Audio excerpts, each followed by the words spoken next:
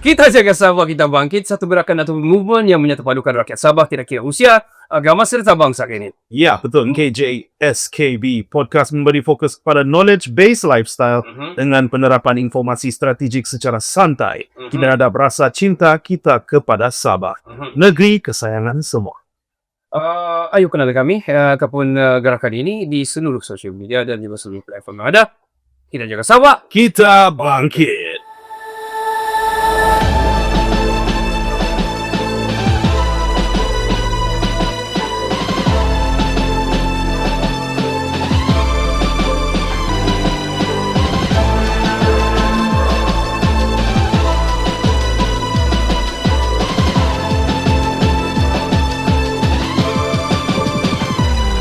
Kita Sabah, kita bangkit.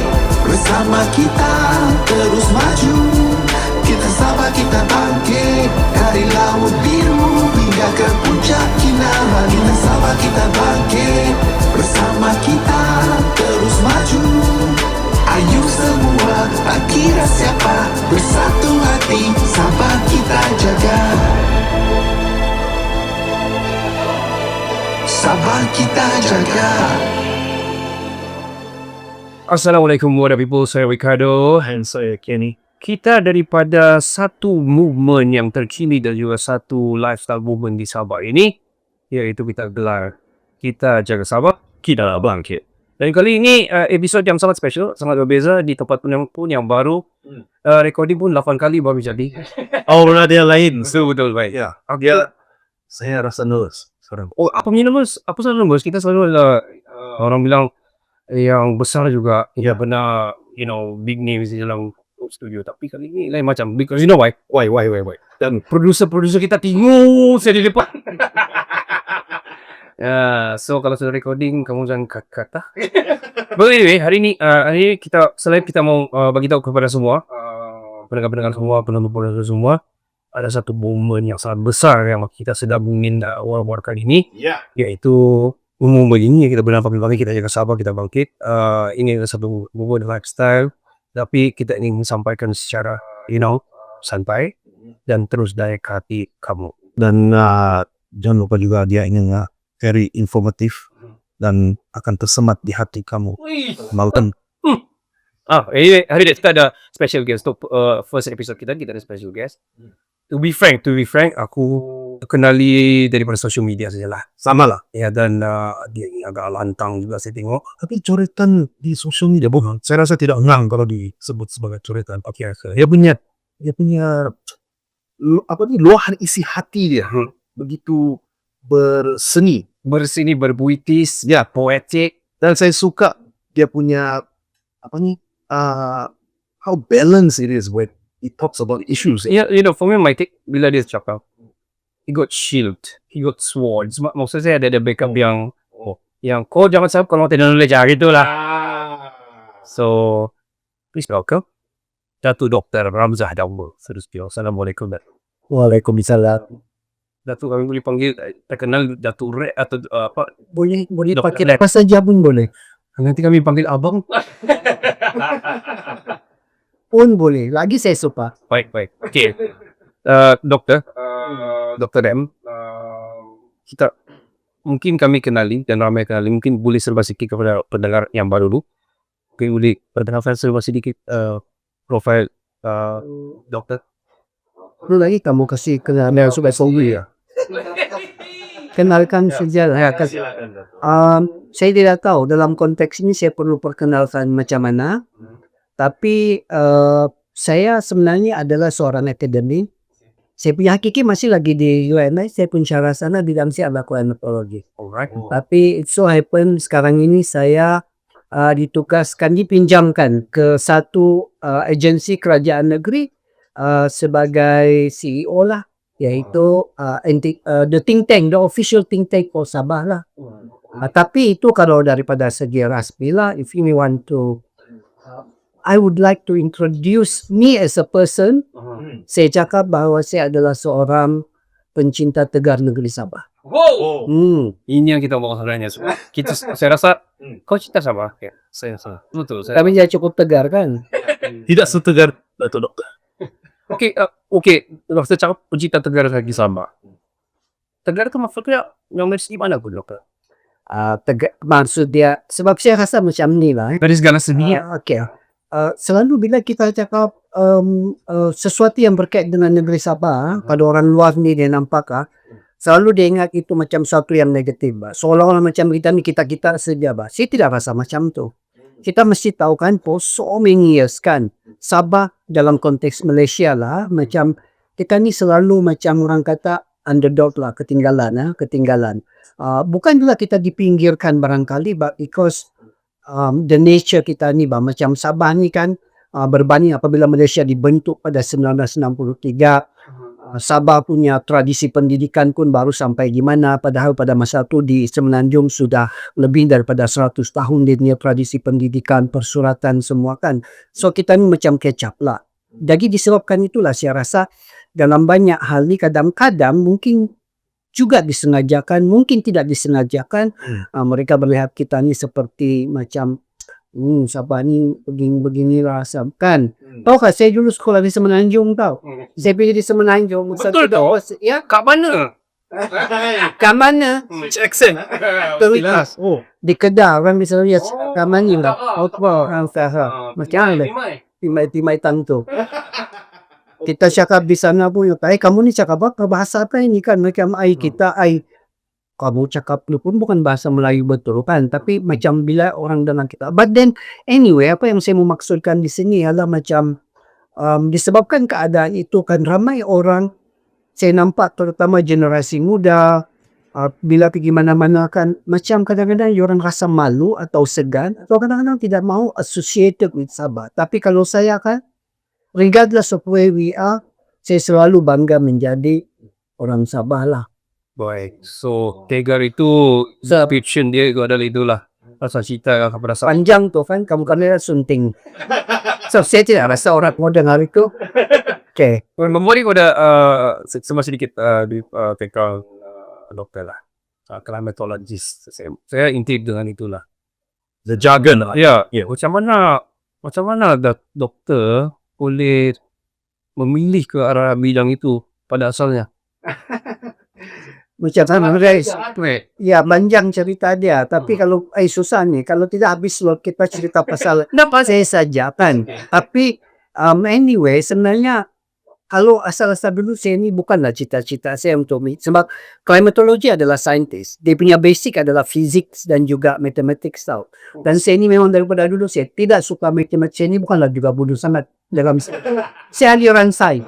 Tapi saya memang mata pelajaran sains yang saya tidak suka sangat adalah fizik dan juga mathematics. Kimia, kalau biologi itu saya okey lagi. Atau geology, geography, physical kan. So saya memang tidak berapa suka. Right. Cuma bila saya pindah ke UMS dulu, saya mula-mula dulu lepas saya graduate daripada UMS, saya terus jadi nabi akademik sana. Lepas tu bila UMS ditubuhkan, tengok tu pencinta Tegar. Dulu saya di UMS bukan sebab saya mau sangat di sana, tapi belum ada universiti di Sabah. UMS ditumbuhkan, saya minta memohon untuk pindah. Bila dia pindah, dia cakap boleh ni pindah di sini, tapi kekosongan kami dalam bidang geografi hanyalah climatologist. Tidak apalah, saya fikirlah climatologist. So it is not really my first choice, tapi saya selalu, I believe in you. Whatever you do, it must be driven by passion. Kalau tidak, kamu tidak pergi mana tu. So saya terpaksa belajar untuk mencintai bidang dan sekarang ni saya sudah jatuh cinta lah. Wow. Can you describe a little bit climatologist? Kamu ni kan lain kuda kamu menyimpang. Bos kamu tidak marah kamu ni. Tapi kenapa? Tidak paham. Betul tu. Kita mau kenal. Biar kita tahu. Kaji. Ya.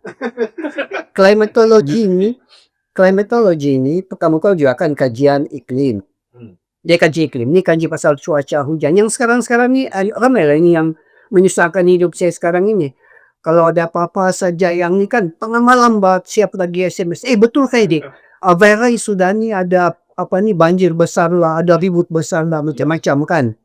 So itulah kajian saya. Cuma saya punya kajian ni more on projection. Okay. More on projection, more on prediction. Sebab tu orang tanya saya sekarang ni kan, okay, sekarang ini kita mesti hitung jawapan. Betul. So yang besok kami di IDS ni mau pergi Kota Merulu dengan Titas ni untuk hantar bantuan. So ada satu lagi banjir. Saya rasa banjir ini adalah gelombang yang ke-5 atau ke-6. Seorang tanya saya, sampai bila lagi banjir kita ni akan berterusan, gelombang monsun ini? Saya kata, normally by end of March ataupun early April habis sudah monsun. Itulah we should go to the normal season already kan, macam transition to hot season. Hotter. Okay. Ya, betul. Ini wet season pergi kepada hot season. Betul lah. So, sepatutnya ini sudah tu. So, mungkin kita ada satu lagi gelombang lah. Tapi kita tidak tahu dia akan banjir di mana. Anyway, untuk kemaluan doktor kami jadi pertama. Selama kami menerja banjir okay, saya to see you Itulah. to have this session. Itulah kenapa kamu terpaksa mereda banjir. So, kamu ni malas tengok ramalan cuaca di jabatan. Lama sudah tu. Saya punya Facebook pun saya sudah bagi tahu. Saya cakap, gelombang yang ke-6 ini saya cakap pada sekian-sekian tarikh. So, you should be very careful. Dan normally, gelombang ini dapat dipredict normally 2 weeks in advance. Tapi spesifik dia di mana, itu biasanya 2-3 hari. Tapi once you get, sekian antara 17 sehingga 23 hari bulan itu adalah gelombang monsun. Makanya kita berhati-hatilah, sentiasa cek di Jabatan Meteorologi kan, dia akan kena di mana. So, we get ready lah. Saya harap ini menginsafkan kamu lah. Saya memang sudah insaf Dato'. Because Alhamdulillah. The warning pun saya dapat dari Facebook Dato' juga. Jadi saya pun sudah sedia mau cuti ke tidaknya, tapi saya pergi juga lah untuk selfie. Serius sama dengan bos. Betul. Well, anyway, kalau bercerita tentang banjir ni ataupun klimatologi saya, adakah kaitannya dengan ada hal ni masuk ke besar, ini sebenarnya ya masuk. Boleh. Mungkin sebab utama banjir ni adalah sistem pemerintahan kita, sistem pemerintahan, sistem orang bilang pembentukan ataupun ini Penyelenggaraan betul pemerintahan. Ya, berakhiran makanya. Ya. Saya bisa boleh tanya presiden ya, okey. Adakah dari segi politik dia berkait apa? Okay. Wah, terus masuk ya. Macam jauh juga. Tahu tu kalau cuaca sama iklim politik sama iklim bumi ni lain. Tekati. Sebab sebut sikit tentang pembangunan perfahitan tadi, saya rasa itu ada kaitan. Okay. Daripada segi sebab kadang-kadang kita punya malapetaka ini, dia sebenarnya ada 2 punca. Satu sama ada kita punya hujan terlalu lebat ekstrim daripada biasa, and this is what we call climate change. Yes. Sebab dulu-dulu kan mungkin kita punya hujan tu intensity dia adalah berbeza. Tapi tiba-tiba intensity dia banyak because the climate already change. Itu salah satu sebab kenapa banjir. Atau kadang-kadang mungkin kita punya climate ni tidak berubah pun. It is still the number one, but we change the landscape. Kita change kita punya landscape. Dulu sepatutnya kita punya kawasan-kawasan kita panggil sebagai kawasan kawasan dataran banjir. Dataran banjir ni maksudnya adalah kawasan yang di mana sepatutnya dia bertindak sebagai sponge. So bila hujan lebat apa semua, air tu sampai di sana tu, dataran banjir ni dia akan serap air itu supaya dia tidak berlimpah kena orang bah. Tapi bila kita bangunkan tempat-tempat macam tu, iaitu dataran banjir pun kita bangunkan, kita bangunkan rumah lah, apalah semua, so ada singinya, ada apalah semua kan. Jadi dia punya fungsi sponge itu hilang. So bila hujan lebih lepas, tersarik lah, kena lah. Salah satu contoh klasik dataran banjir yang telah dicabuli dan telah pun merosakkan adalah Pinantang. Pinantang itu sebenarnya adalah dataran banjir. Kalau tengok dulu-dulu itu kawasan penanaman padi apa semua, it should stay that way. Tapi iyalah, kita tidak bila mau Perbedaan sama yang tidak boleh diterbalikan sudah kan, sebab sudah jadi. But then we need to mitigate lah. Selepas kita sudah rosakkan yang itu, kita terpaksa mitigate cara lain. Misalnya kita luaskan sungai apa semua. So now dia ada kaitan. Kalau kita tidak ada pengurusan yang baik, banjirlah. Dan kalau kita ada pengurusan yang baik pun, tapi kita tidak diberi budget yang mencukupi, juga. politik juga sudah ya. Sampai juga lah kepada politik. Ya, walaupun jauh. Politik urus takbir. Membalik kepada di CEO sebagai IDSDC Imu pula. What is your main job there to be paying? Are you doing research for Bahkan macam mau apply kerja sana. mau ifatai? So okay, basically IDS ni adalah think tank, the official think tank for the state. So as the think tank for the state, we are basically the brain of the state lah. Dalam general. So apa yang kami buat ialah kami buat kajian tentang nama pun Institut Kajian Pembangunan Sabah. So semua tentang pembangunan. So pembangunan ini bila kita cakap pasal pembangunan, it is not only pembangunan yang macam kita faham tau physical. Hibina jalan raya, sekolah, apa semua. Pembangunan juga termasuk enabler kepada pembangunan. Yang mana berkaitan dengan pendidikan. Sebagai contohnya, pembangunan modal insan. Urus tabir. So, urus tabir yang baik pun akan enable a good governance kan. Ataupun kesihatan, aspek kesihatan. So, kalau kita tidak sehat, kan ramai yang sakit-sakitan derajat pada membangun kira-kira produktif. Itu, agak dia. So sebagai CEO untuk badan yang macam tu, saya basically memastikan bahawa priority kita, sebab pembangunan tadi yang sangat banyak bahas. So we need to prioritize. We need to prioritize By hierarchy. apa yang kita perlukan. So duit dia pun bukannya juta-juta, bilion-bilion ada patahan. So you get this ini adalah admit yang di mana-mana pun sebenarnya bukan kami sahaja. Saya rasa seluruh Sabah ini when it comes to sumber, kita terhad lah. Sebab kita bertanya negara kaya macam Brunei ke ataupun ini kan. So dengan sumber yang terhad itu, I need to prioritize. So that is my job lah as the CEO. We're gonna take short break. Jangan kemana-mana, kita kembali setelah itu.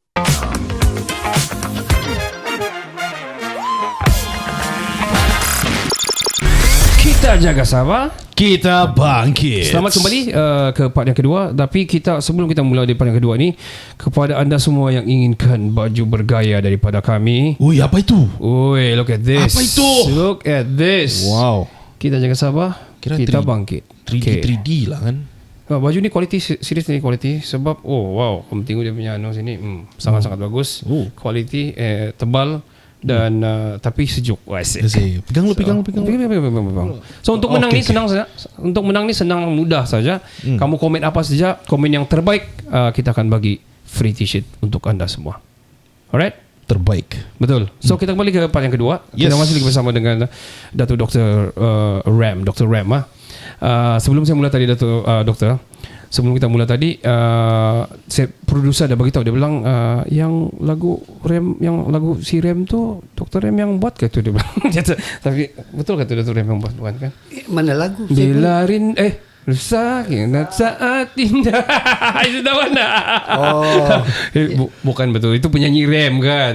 Tapi anyway, yang tidak berapa glamour. Ya, Dr. Ram lagi glamour. Okay, Dr. Ram, untuk yang part kedua ni, kita mau cerita mendalam sikit tentang kesenjangan antara orang bilang antara Sabah dan juga the federal lah. Apa your take about this one in general? Okay, kesenjangan. Kesenjangan ni sebenarnya adalah bahasa minta puji untuk jurang. Untuk jurang. Sebenarnya kita cakap pasal kesenjangan antara Sabah Sarawak dengan Semenanjung, kita bercakap tentang jurang di antara Semenanjung. Disparity lah. Kesenjangan tu meaning jurang lah. Jurang. Senjang. Seni. Senjang tu maksud dia ialah satu benda ni dia senjang lah. Senjang nan merah, bukan? Lain juga kamu ini. Biar saja. Saya jarang dengar lah senjang ni. Okey. Kesenjangan itu adalah itu maksudnya ada kesenjangan gegendang kamu. Walaupun bersambung. Betul. Memang ada masalah sikit. So kalau kita cakap pasal kesenjangan lah, Sabah ataupun saya lebih suka guna istilah Borneo lah, Borneo dan Semenanjung. Sebenarnya yang diberikan kepada saya adalah Malaysia Barat dengan Malaysia Timur. Sebenarnya tidak bagus kita cakap dalam konteks Malaysia Barat atau Malaysia Timur, sebab Malaysia Barat dan Malaysia Timur ni connotation dia adalah dia macam lebih kepada political ideology tau. Baik. So macam I don't really encourage people to use that terms lah. Okay. Malaysia Barat, Malaysia Timur. Okay. Sebab yang kita faham tentang itu sebenarnya adalah macam contohnya apa? Contohnya Jerman Barat, Jerman Timur. Ya, ya, Kenapa Jerman Barat dan Jerman Timur? Sebab satu komunis, satu demokrasi. Ya. Korea Utara, Korea Selatan. Kenapa Korea Utara dengan Korea Selatan? Sebab satu so konotasi kalau kita guna barat, utara, timur ni. Macam So, bad taste pula in the mouth kan. I'm not really comfortable to use that. It is a bit macam politically insensitive lah. Yes. So kita guna istilah Borneo dan Semenanjung atau Semenanjung dan Sabah dan Sarawak. Lebih neutral lah kan rasa dia. Lebih neutral. Kita bercakap tentang bukan dari segi political ideology, Betul. tapi daripada segi more to socio-economic punya disparity. Okay. So apa yang saya mau cakap pasal ini macam ini kan macam common knowledge sebab dalam domain kita kan bahawa memang kita ada jurang. Sama ada kita bercakap daripada segi sosioekonomi, sama ada kita bercakap daripada segi sosial budaya. Kalau sosioekonomi saya bercakap daripada segi tahap pembangunan Okay. So maksudnya Let's ialah go there. kita tahu bahawa pembangunan di Sabah dan Sarawak dengan Semenanjung ni adalah jauh. Kalau saya cakap pasal sosial budaya, maksudnya ialah wujud juga jurang di antara pengetahuan antara Sabah Sarawak dengan Semenanjung. We know so much about them, Semenanjung. Tapi they know so little about us. Yeah. Kenapa? Sebab di dalam kita punya sistem pendidikan daripada dulu sampai sekarang, kita punya kurikulum is Semenanjung centric. Pernahkah kita tanya, saya ingat lagi lah zaman-zaman saya dulu kita punya tradisi sendiri pun kita tidak tahu. Sebab bukannya muncul dalam buku teks. Betul. Yang kita tahu lah Mat Kilau, Tok Gajah, Maharaja Lela. Lepas tu kita dengar lah tarian Zapin, tarian joget, inang. Tapi macam kalau kita sebut kalau kita jawab Magunatip. Paling-paling pun tahu mungkin Sumazau. Sebab itu common sikit lah. Magunatip. Mengigol tidak tahu kan. Padahal itu ni. So itu yang saya kata, itu daripada segi kesenjangan ataupun jurang sosial budaya. So dia bukan saja tentang sosial ekonomi tapi juga sosial budaya. Tapi kamu berminat pasal apa? Okay, biar saya jawab. Let's talk about economy. Ekonomi apa yang sebenarnya yang paling ketara kalau dari segi ekonomi? Kalau paling ketara dari segi ekonomi adalah ekonomi lah. Ya. Duit dia ada sendiri kita lah. bercakap tentang status ekonomi kan. Kita bercakap tentang daripada segi pendapatan, daripada segi taraf hidup kan. Sebenarnya kalau mau kira kita ni di Sabah ni dan juga di Sarawak ni daripada segi contohnya adalah pendapatan pun kan. So kita mempunyai purata pendapatan yang paling rendah berbanding dengan di Semenanjung. Betul. Kalau kita bercakap pasal peluang pasaran, pasal pekerjaan dan sebab tu kita punya pengangguran juga paling tinggi. Dia juga berkaitan dengan ekonomi tahu. Sebab bila ekonomi kita ni tidak berkembang, maka tidak ada banyak peluang pekerjaan kan. Begitu juga dengan peluang pasaran. Kesian kita tengok di sana tu kan, macam-macam diorang boleh jual. Kan kita Betul. kita di sini saya tengok macam contohnya kita mengumpat sikit lah. Umpat lah. Khusus Semenanjung pergi di sana tu tengok diorang punya craft di sana contoh. Bukanlah juga buruk tapi macam mahal kamu punya craft ini kan di Sabah ni kalau pergi di pisuk-pisuk di kampung tu lagi cantik, lagi kreatif kan. Lagi tapi murah. Lepas tu dia not going anywhere. Itu ni semua adalah kita bercakap pasal jurang. The opportunity. So kita bercakap saja tahu bila kita bercakap pasal jurang ni kan, it's not only about bila kita bercakap tentang status ekonomi itu sendiri, tetapi begitu juga dengan pintu peluang. Ibaratnya orang lain kan pintu dia dekat-dekat saja kalau di sana kan dia mau masuk di sana. Kita ni kan mau masuk pintu tu kan, pintu kita tu 5 batu kita kena jalan-jalan lagi baru buka tu pintu masuk kan. In everything lah macam semua yang saya cakap tadi daripada segi peluang pekerjaan, access to good working opportunity and also market lah for kita punya products. I wanna ask whether it's an adding on or what, but Kalau adakah because of our geography, because Sabah is too big atau macam mana? Ya, mungkin itu juga salah satu faktor lah. Of course lah, kita tidak boleh nafikan. Kita punya geografi ini juga adalah satu faktor yang boleh membuat jurang itu. Sebab tengok kita di Sabah bayangkan bah, kita punya Sabah ni kan lebih luas daripada separuh Semenanjung bah. Yeah. The size of it. Yeah. Ranau pun ni daerah saya ni, Ranau pun lebih besar daripada Perlis. Sebab tu kan sebab tu kalau saya pergi Perlis kan kalau saya pergi Perlis kan kata mangkali satu hari saya boleh keliling ni kamu punya ni, sebab saya punya daerah pun 2 hari saja saya mau pusing-pusing kan, kamu lagi kecil contoh. So itu betul lah, itu adalah salah satu juga punca. Tetapi kita mesti ingat bahawa itu adalah faktor yang tidak boleh dikawal dan tidak boleh, itu sudah takdir bah. Kan? Kita sudah takdir bah. Ibaratnya macam kita mau cakap sama anak-anak kita bah. Kau ni tidak cukup makan bah sebab kau ni terlampau gemuk bah kan, contoh. Okay. Bukan lagi, ini bukan body shaming Masalah dia takdir anak kau sudah gemuk macam tu, you should provide kan, you should provide better diet ataupun mengikut dia punya saiz badan kan. Tidak bolehlah banding dengan anak yang kecil. Macam contohnya, kau sudah tahu anak kau begitu, lepas tu satu lagi tu kecil, kamu bagi lagi portion yang sama kan, lepas tu satu ni tidak cukup, and then kamu cakap itulah bah kamu tahu kan. So I don't think that is the right approach. So inilah kita cakap pasal Sabah. Kita sudah tahu Sabah ni besar, tapi kita punya peruntukan tu sebenarnya kesenjangan tu saya rasa lah faktor juga yang paling penting yang kita boleh kawal dan kita boleh buat penyusunan semula sebenarnya daripada segi sistem agihan. Memang kita tidak dapat agihan yang mencukupi. Memang kita dapat agihan yang mencukupi daripada ini bukan masalah 2-3 tahun ini, masalah 5 tahun lepas atau masalah 10 tahun ini, sudah lama sudah. This is a systemic issue kan, yang mana kita sentiasa tidak dapat agihan yang mencukupi sesuai dengan keperluan kita yang sudah memang secara fitrahnya ketinggalan. Kemudian kawasan dia pula adalah luas, kemudian kita punya demografi itu kepelbagaian etnik kita yang banyak, sebab itu pun menambah kompleksiti kepada macam mana kita mau membangunkan, dan bila dia bertambah kompleks, we need more resources kan, lebih banyak sumber. Betul. Your analogy just now Dato', it's like a foreshadowing pergi pengagihan tu lah kan. Kira macam anak ni gemuk, ini kecil, jadi tapi dibagi portionnya sama. Seolah-olah budget itu yang dibagi itu. Mananya orang yang bagi itu buta lah.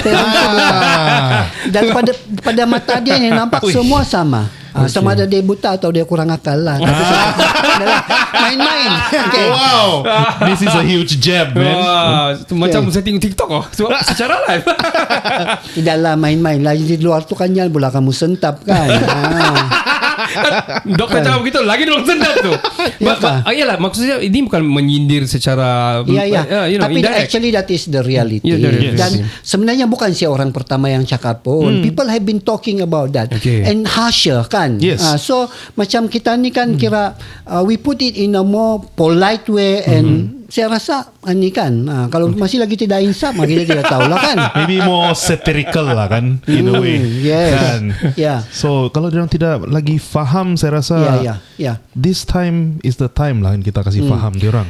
Sebab tengok selalu ni bila kita cakap macam tu, normally the argument is siapa cakap Sabah tidak dibagi banyak? Sabah dibagi 6.8 bilion untuk bajet pembangunan kan. Cukup ke itu? Masalah dia tidak cukup. In fact, kalau kita saya sudah buat analisis penduduk Sabah adalah 3.7 juta. Ini shots ni 3.7 juta. Kemudian di Semenanjung 22 point something lah kan. Sabah dapat 6.8 juta. Diorang di sana dapat dalam lebih kurang 80 something lah juta. Billion. Tapi fine. Bila kita bahagi, saya cakap, sebab diorang cakap memanglah sebab kami ni di sini ni ramai penduduk, keperluan kami ni. Fine, saya kata kamu guna denominator adalah penduduk. Cuba kita kira, bahagikan apa yang Sabah dapat dengan penduduk dia, bahagikan apa yang kamu dapat dengan jumlah penduduk Sabah. Sabah kamu tahu dapat berapa, setiap satu kita dapat berapa bajet pembangunan? 1,800 sahaja. Macam Diorang di gaji sana, minimum. diorang di sana dapat berapa untuk setiap satu orang? 2,600. Double.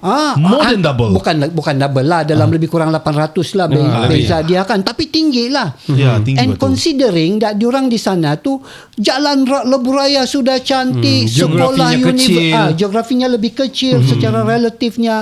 Lepas tu sekolah pun lebih baik. Sekolah kita di Sabah ni 60% daif lagi tau. Paling banyak sekolah daif adalah di Sabah. 60% daripada sekolah kita masih lagi daif. Saya faham. Jadi sebab itu saya cakap sudahlah kita ni ketinggalan serba-serbi. Daif tiada lebuh raya kan, tiada hospital yang besar-besar yang menawarkan pelbagai kemudahan.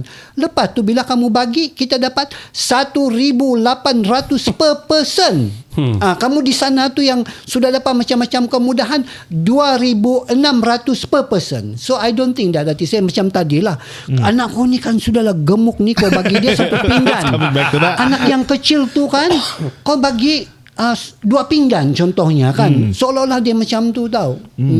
Excess. Dr. Rem, yang dibagi. talking about itu, kesenjangan ataupun orang bilang the gap lah. Tadi kita cerita pasal ekonomi. Adakah dalam contoh, for example, back to IDS, adakah ini antara yang paling top yang researcher buat? Yes. Memang ini adalah paling, sebab kami melihat bukan lagi top. Ini bukan lagi top ni. Ini basically Number the one. pillar, number one. Basically the payung. Okay. The payung, Sebab ah. payung kepada seluruh masalah kita Okay. adalah disparity. I mean the IDS sekarang ni, and I believe that it is. Sebab even we go to the ground, kami ni pun dalam minggu depan ni saya tour ni, bulan-bulan puasa ni sampai hari raya saya tour seluruh Sabah tau. okay. Sebab susah ni, kadang-kadang kita cakap begini-begini kan, siapa kamu jumpa statistik begini-begini, kata saya cakap we go to the ground, we talk to the people kan. So ini saya mau It's pergi a lagi legit ni. data. Okay. So memang ini adalah masalah yang disebut-sebut. Mungkin mereka menggunakan bahasa yang berbeza, tapi akhirnya inti dia adalah ke arah itu. Mungkin dia cakap kami ni dah cukup ini, dah cukup tu, kami punya ni begini-begini, masih lagi ketinggalan kan. Tapi eventually it lead to what? Maksudnya kita masih lagi kekurangan sumber. We don't have enough to provide them kan. Tapi biasalah tu kalau kita cakap begini ni kan, nanti di sana pun cakap juga, kami pun ada sekolah yang daif juga. Kami ada orang yang ni. Malas saya mau cakap.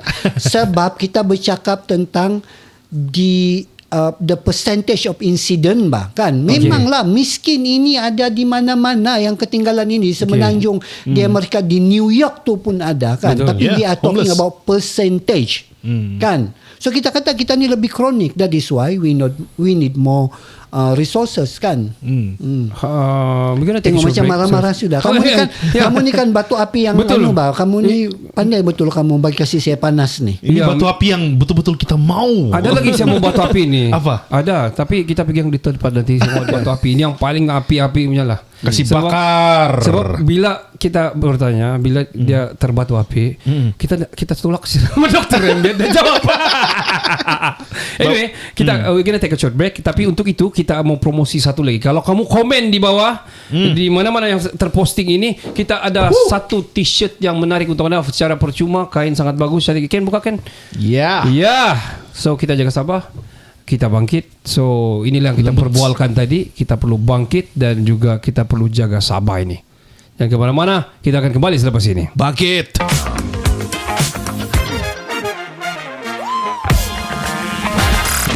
Kita jaga Sabah. Kita bangkit. Ya, masih lagi bersama dengan doktor kesayangan aku kali ini.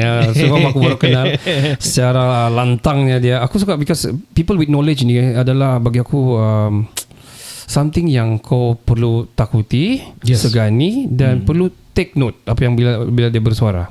Kita masih bersama dengan Dr. Rem Jambul. Bolehlah saya bawa pergi Hayat besok berbuka puasa. Oh please. Boleh. Kru-kru semua. Tengok producer mau ikut tu. Untuk semua kan tu. Tidak, yang puji saja. Yang lain tu nak puji kan. Kan puji-puji tadi. Saya selalu komen di FB Dato'. Iya kah? Ya, actually yang Nanti baru saya tambah lah. betul. Actually di bulan-bulan puasa ni banyak cabaran-cabaran yang telah berlaku lah. lah. Antaranya banjir berlaku, antaranya macam Mimi Fly punya anu pun macam baru-baru ni dia punya lagu apa komen macam saya nampak komen berapi-berapi juga, viral juga. Tidak payahlah sebab lagu lagu tu memang meletup sudah. Jadi kalau ada siapa-siapa yang mau jadi batu penghalang tu kan kamu tiada kesan juga tu. Sudah terover viral. Ya, tapi sayanglah dia kasih turun balik. Sudah 24k punya views, dia turun balik dan dia redo betul. balik, dia remake balik. Saya personally saya lagi suka video dia yang pertama tu. Okay. Tapi kalau video dia yang pertama tu adalah saya berani komen. Okay. Dan review. So kalau review tu banyaklah polis-polis agama datang kan. Okay, faham. Nanti diorang tidak bagi saya tiket pergi syurga, susah pula. Untuk jangan lupa kami kalau dapat masuk syurga tu tarik kami sekali lah. Oh my. Macam. So kita pergi the third part, the final part 15 minutes or so. Kita akan ke satu orang bilang subjek yang agak how can I say this, sensitive but as well the reality of Sabah lah. Our rights lah. Betul. 8 daerah termiskin dan dan dia asalnya di Sabah lah basically, dan antaranya sebenarnya daripada daerah kami Kota Marudu. Dan kami memang sangat terasa pasal benda tu. To be frank sebenarnya kami ni adalah cikgu. So bila during the time kami from my school is around less than 2 kilometers away because it's very close. Saya kira the potholes is around 70 to 90. Yeah, so sorry to say, but I'm talking why kemiskinan tu adalah mungkin antaranya jalan kah, infrastructure kah, ataupun mungkin selalu ada karantina or something. But what exactly pointed that kita ni sebenarnya adalah miskin tegar or something like that? Apa basic dia sebenarnya ni? Punca dia kah? Apa ini mau ditanya? Punca dia. Betul. Puncanya. Kenapa kita ini Puncak kemiskinan kita. Susah juga mau cakap ni. Saya rasa sebelum saya jawab itulah kan, yang pertama sekali adalah sebab bila kita bercakap, saya ni kan orang daripada kerajaan. Sama. So sensitif juga ni kalau saya cakap pasal kemiskinan, sebab normally ramai orang-orang di sana yang macam kau ni orang kerajaan, kenapa kau kasih buruk-buruk kita punya negeri apa semua. Itu yang saya mau cakap. Pertama sekali ialah kemiskinan ini adalah satu isu sistemik sudah di negeri kita. Sebab benda ini bukannya 3 tahun lepas, 5 tahun lepas, lama sudah ini. So kepada orang-orang politik pun yang kalau kamu dengar-dengar ni kan, payah kamu petikkan saya punya, jangan kamu pandai-pandai petik apa yang saya cakap ni kemudian kamu jadikan sebagai bahan politik. Sebab for me ini bukan masalah politik, ini adalah masalah sosioekonomi kita semua. Sebab selalu biasalah orang kata, tengok ni Sabah ni masih lagi begini, kata CEO IDS, lepas tu dia gunakan modal politik. Sedangkan kita bercakap tentang realiti yang mana ini adalah tanggungjawab kita semua dan ini adalah masalah kita semua sejak dulu. Bukan hanya masalah setengah-setengah orang, setengah-setengah kumpulan kan. Now, kenapa? So dia ada banyak punca dia sebenarnya. Dan macam saya cakap tadi, what is the biggest enabler for pembangunan? Sebab pada saya kemiskinan ini adalah lawan kepada pembangunan. Maksudnya bila pembangunan kita tidak ideal, maka itulah salah satu dia punya simptom dia adalah kemiskinan kan. Now, kenapa kita tidak ada pembangunan? Balik semula kepada apa yang saya cakap tadi, di mana we don't have enough resources. Because whatever it is, at the end of the day, we need enough resources untuk membangun. Kalau tidak kan, I'm gonna cut you. Resources mean to say the funding. Funding. Kita perlukan funding yang cukup untuk membangun. Walaupun setiap kali sebenarnya sekarang ini macam saya bagi tahu juga tadi itu, kita punya funding tu masih lagi tidak mencukupi mengikut keperluan kita. Saya tahu ni kan setiap kali saya cakap begini ni kan, di kalangan orang Sabah juga, terutama yang kaki-kaki politik ni juga akan cakap lagi. Sebenarnya kita ni tidak maju ni bukan sebab dia disalahgunakan apa semua-semua lah oleh pemimpin-pemimpin kita dulu dan sekarang. Betul. Itu salah satu yang boleh menjadi punca. Tapi punca yang paling utama sekali adalah ketercukupan itu sendiri. Saya mau bagi tahu, kalaulah kita kata bahawa orang yang disebabkan ketidakcakapan urus tadbir kita tiada integriti itu menjadi punca kan. Bolehkah kalau kita ambil orang yang paling cekap, paling jujur mentadbir dan kita bagi fund yang tidak cukup? Boleh dia buat ataupun tidak? Mestilah tidak. Mestilah tidak sebab it is still the enabler bah. Macam kita cakap begini bah. Macam kita cakap begini bah. Kamu ada 5 orang anak di sini. Kalau 5 orang anak di sini kamu perlukan this portion of Food. makanan untuk ni.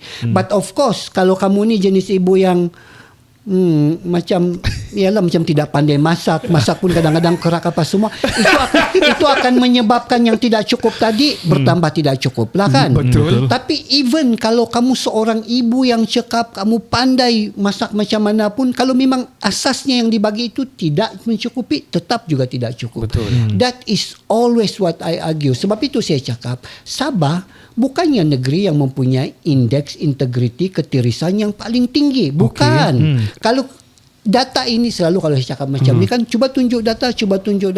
Siapa yang selalu cabar saya tunjuk data tu kamu ni kan, kamu janganlah jadi kata bawah tempurung.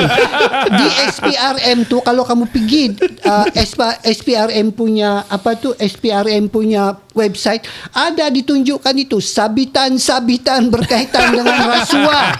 Kamu tengoklah sendiri. Buat apa saya mau korek untuk kamu? Dan kamu tengok di Sabah. Kamu tengok di sana berapa ramai daripada Sabah, berapa ramai daripada Sarawak, berapa ramai daripada negeri-negeri lain contohnya kan. Saya mau cakap sini bahawa jangan kita jadikan itu sebagai alasan kan. Sebab kalaulah rasuah ini adalah alas, bukan saya menyokong rasuah. Saya kata kalau itu dijadikan alasan, tentulah tempat-tempat yang lebih tinggi indeks rasuahnya sepatutnya dia yang paling tidak membangunkan. Betul. Masalah dia sekarang ni yang mencanak-canak membangun. Kenapa? Sebab dia diberi sumber yang lebih banyak. Itu beza dia. Pok nama negeri mana ni yang kena? Anda payahlah. Kita bulan Ramadan ni mengumpat berpada-pada. Kita dia ini mesti ada hijab juga, kita punya umpatan tu supaya dia ada seni sikit. Dia boleh terlampau tembus. Macam kuyak satu hijab kan.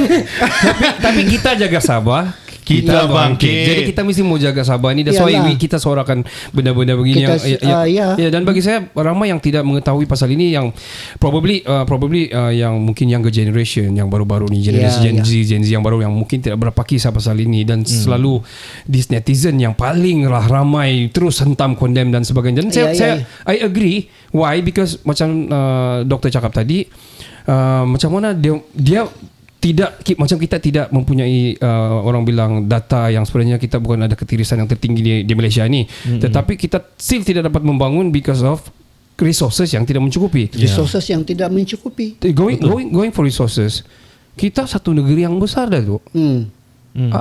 How we can generate our own resources by the way, like for example like Sarawak. Ya, itulah sebab sebenarnya Sarawak ni sebenarnya sebelum tahun 1990 kita punya KDNK ataupun kita punya taraf ekonomi sentiasa lebih tinggi daripada Sarawak sebelum 1990. Maksudnya daripada 1960 sampai 1990 we are always higher than Sarawak, dan kita sentiasa antara yang paling tinggi di Malaysia lah. Tapi selepas 1990 Sarawak mengatasi kita. What happened? Sebab government federal kan dia buat bakun tu. Bakun tu. Bakun yang tenaga tu apa semua tu kan. So that is the game changer for Sarawak kan. Tapi do you think that kerajaan negeri ada duit begitu banyak untuk buat yang itu tu kan dia disokong oleh dan itulah yang mencetuskan semua. Kita di Sabah sejak kita sama-sama membentuk Malaysia, kita belum pernah dapat funding yang begitu banyak untuk membuat sesuatu yang boleh jadi game changer kepada kita, sama ada daripada segi infrastruktur ke ataupun kemudahan-kemudahan untuk tenaga apa semua. Tapi macam ni lah, kalau saya cakap macam ni orang kan kata apalah guna dia ni CEO think tank, tapi cerita dia hanyalah merungut-rungut pasal sejarah apa semua yang tidak boleh diubah. Ya, saya tahu juga tu.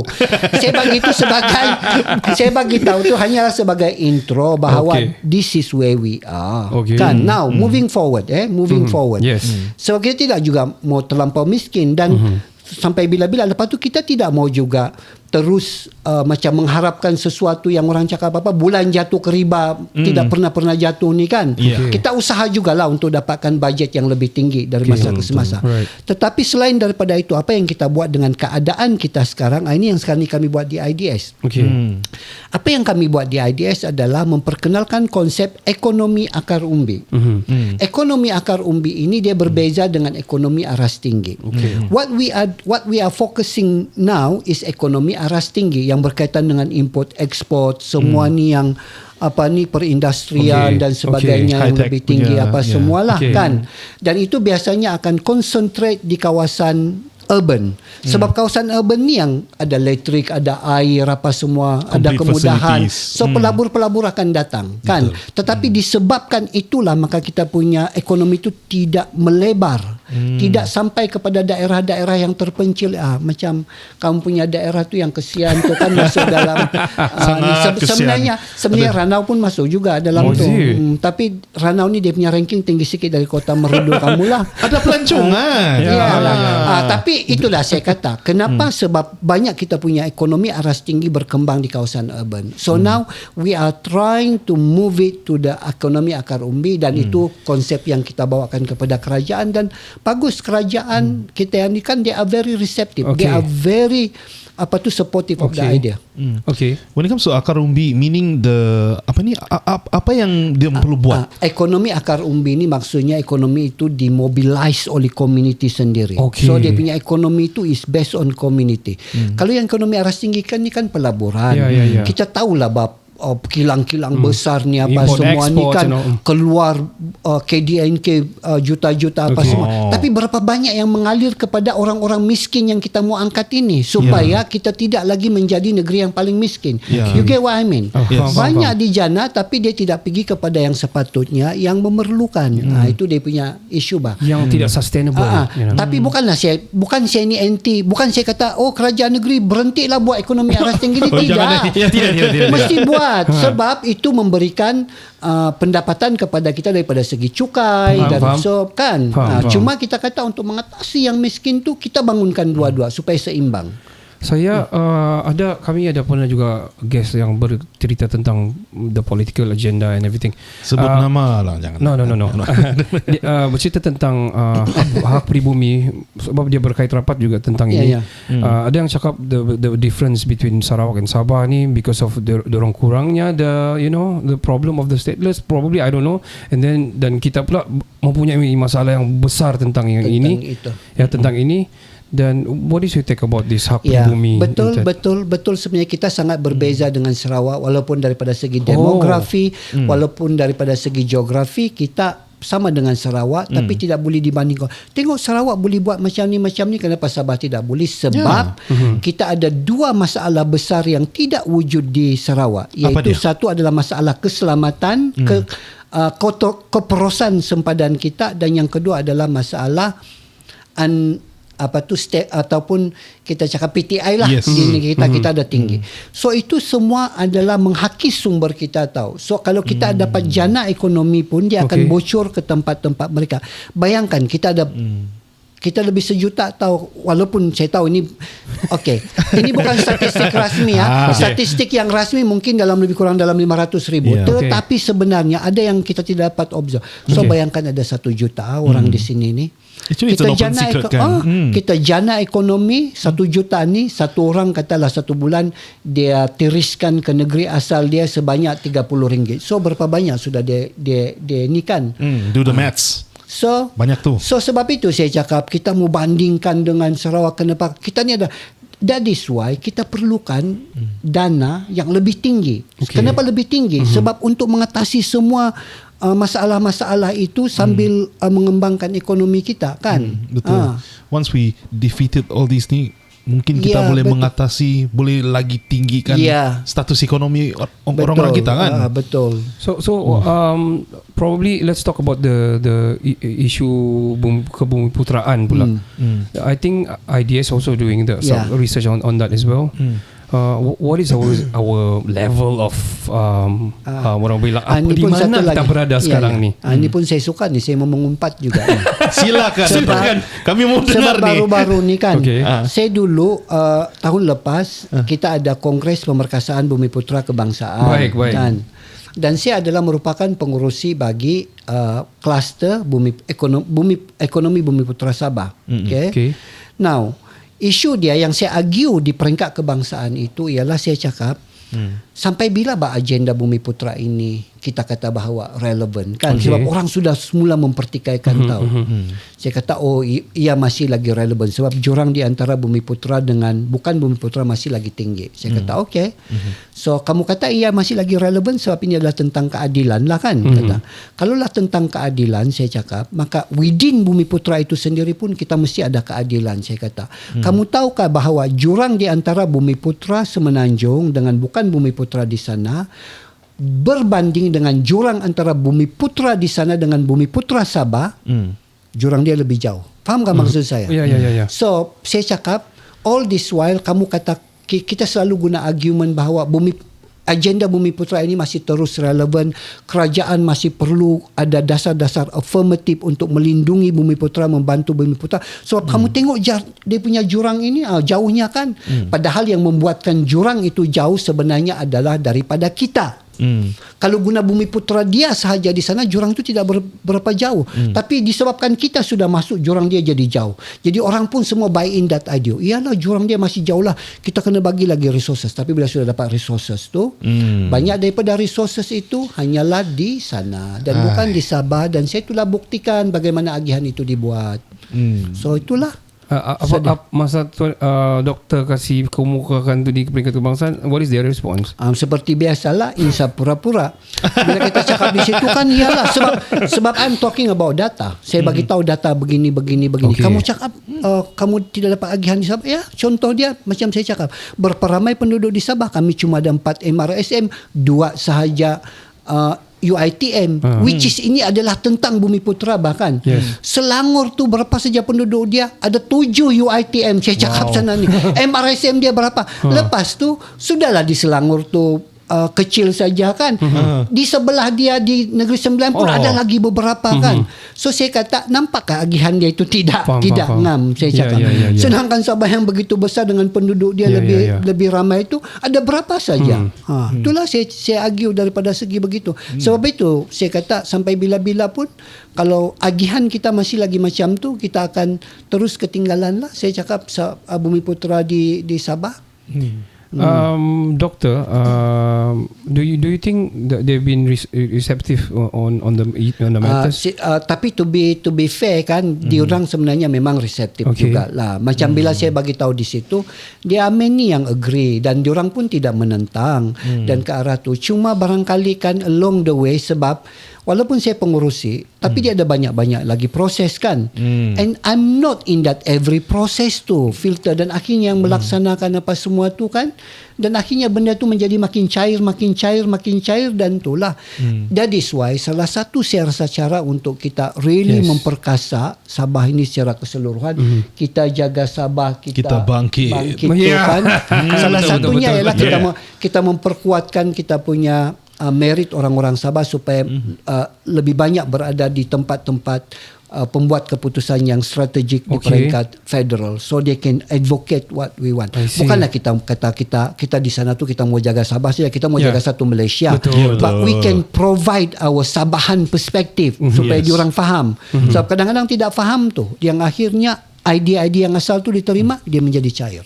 Nah, so, last but not least, I would love to ask pasal the youth punya sebab sedikit lah ke tidak apa, ini kita boleh masuk episod lain. Boleh kan? Boleh. Tapi sikit-sikit the power of apa ni orang bilang, orang-orang yang generasi muda ni di sebab saya rasa ini semua balik kepada pembentukan dasar, dan saya rasa dengan adanya yang lama dan juga yang baru ini, boleh cerita about that. Adakah kita perlu yang muda-muda ni lebih orang bilang knowledgeable, of course for sure, but bersuara secara lantang. Old Macam- you Yang macam perlu dokter. kita punya orang-orang muda sebenarnya bukan lagi bersuara lantang, bersuara super lantang. Tapi masalah dia, saya rasa kita kena structurekan pemikiran diorang. I think it is about discipline. Faham Okay. tak? So ini yang kita perlu ni. So kita kena ada latihan yang tersusun untuk anak-anak muda ni, kita kena ada latihan Baik, yang baik, tersusun. I don't think that at the moment we have that kind of program. Seolah satu yang berbentuk macam bina negara kayak yang peringkat federal tu. yes, Tapi yes. bina Bina negara negara. dalam konteks Sabah. So we can really prepare them how to be a good Sabahan lah, yang saya kata pencinta tegar. Okay. Ini nama saja pencinta tegar ni kan, tapi kadang-kadang sentimen dia itu melulu kan, yang cakap saja benda-benda apa yang dia dengar tu kan, itulah dia dia mau ni kan, sedangkan you really need to be It's stating the obvious lah usually Betul. kan. Betul. Okay, harapan Dr. Rem Dambul ni, seorang Rem Dambul ni, apa harapan Yeah. for this Shogun Gata kita ni? Kita jaga Sabah. harapan saya banyak nih kalau ni kan, tapi menjadi realiti kah kalau saya sebutkan saya punya harapan pun? Tapi indahlah, beginilah. saya punya harapan lah pada saya adalah supaya Sabah ini kan, kita ni kan seluruh generasi, tidak kiralah daripada muda sampai ketua, tidak kira apa aliran ideologi kan, apa semua-semua ni kan, cuba kita berfikir dengan hala pemikiran yang sama tentang apa sebenarnya aspirasi Sabah kita dan kebangkitan macam mana yang kita mau. Ini masalah dia sekarang ni kan, semua orang mau bangkit, semua orang mau Sabah ini maju. Okay. Tapi masalah dia, jalan yang kita pilih itu berbeza-beza, dan akibat daripada perpecahan itulah kita tidak solid. Okay. Kan? So saya rasa inilah saya mau menyerukan lah, dan saya rasa yang paling memecahkan kita semua ini adalah politik lah. Oh. Betul. Kalau boleh kan, janganlah kita ni berpolitik kan, terlampau kuat berpolitik ni kan. Kita masa pilihan raya sajalah kita berpolitik, tapi selepas itu kita sama-sama membangunkan negeri Sabah. So itu adalah harapan saya. Wow. Iaitu tentang kesedaran tentang pentingnya ketatanegaraan Sabah yang sejati dan difahami oleh semua orang dengan direction yang sama. Spoken tengok. truly by a Sangat sastrawan kan. sangat kesenian yang sangat tegar. Okay, kita sudah sampai ke penghujung.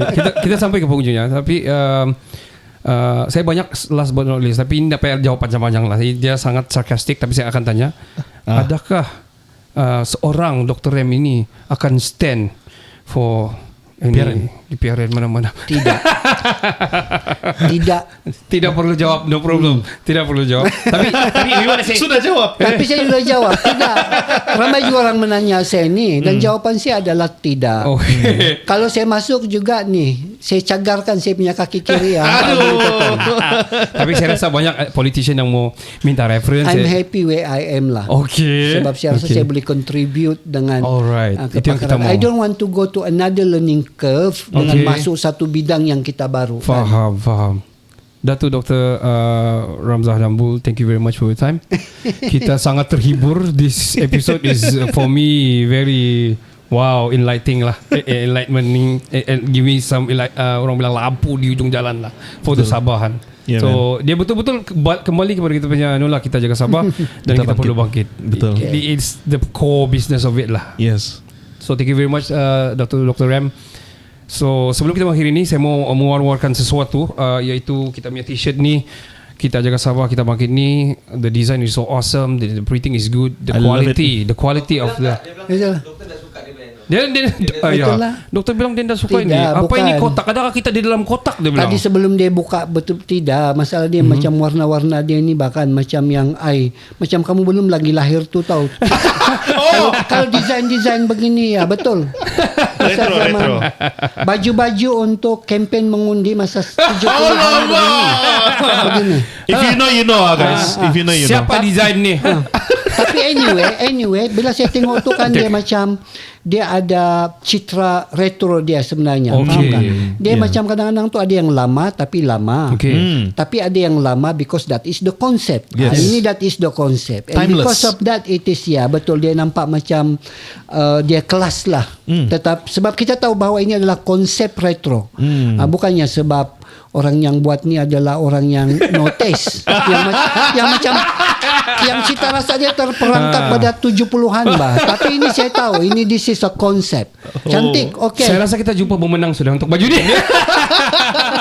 Mana saya punya baju? Okay. Mana saya punya baju mana? Inilah ini. Okay, ada. So ini saya punya baju. Sudah. Ada. Tapi itulah masalah dia. Astaga. Ada bos size L. Okay. Masalah dia kan semua orang yang selalu orang yang buat baju ni kan dia anggap semua orang ni kan macam tidak pandai jaga badan satu Sabah ni. Jadi dia kasih banyak XL, L. Dia play safe betul tu. Dr. Rem sekarang orang pakai oversize. Ya. Style dia besar-besar walaupun dia Ya, kecil. Play safe Coba doktor betul. try. Iya, tapi dia punya konsep ni memang begitu kan. So saya tengok dia punya It's tangan oversize pun, ya. style. Sekali lagi thank you very much for everyone yang staying tuned dan satu episod yang sangat-sangat bagi saya orang bilang inspiring dan sangat powerful lah. Tell you what, so yeah. I think it's very important to share this to everyone. Betul. So saya rasa sampai di sini saja perbincangan kami ataupun podcast kami ini. So untuk yang baru mengetahui kami ataupun mengenali kami, kita Jaga Sabah Kita Bangkit ini satu gerakan ataupun movement yang menyatu padukan rakyat Sabah tidak kira usia, agama serta bangsa. Jadi Kita Jaga Sabah Kita Bangkit podcast ini memberi fokus kepada knowledge based lifestyle seperti yang kita buat tadi dengan penerapan informasi strategik secara santai terhadap rasa cinta kepada Sabah. Saya pun terus rasa patriotik ni. Okey. Sabah negeri kesayangan kita semua. Betul. Kita jumpa di episod yang seterusnya. Thank you very much. Assalamualaikum.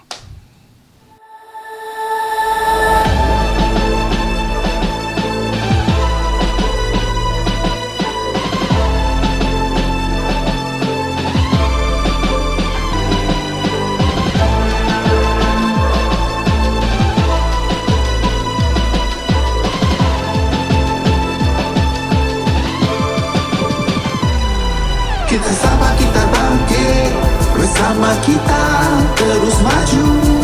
Kita Sabah kita bangkit, dari laut biru hingga ke puncak Kinabalu. Kita Sabah kita bangkit, bersama kita terus maju.